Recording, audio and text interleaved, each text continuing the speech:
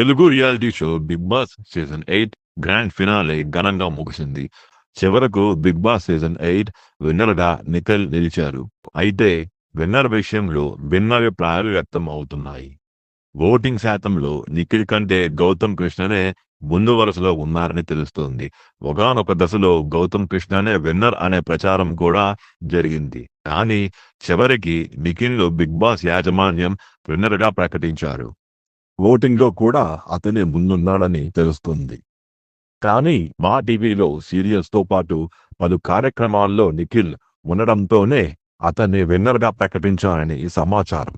గౌతమ్ అభిమానులు ప్రధానంగా దీని గురించి ప్రస్తావిస్తున్నారు. ఓటింగ్ శాతాన్ని బయట పెట్టాలని గౌతమ్ అభిమానులు డిమాండ్ చేస్తున్నారు. వాళ్లకు నచ్చిన వాళ్ళకు టైటిల్ ఇచ్చే లెక్క అయితే అసలు ఓటింగ్ పెట్టడం ఎందుకని గౌతమ్ అభిమానులు ప్రశ్నిస్తున్నారు. గౌతమ్ కృష్ణ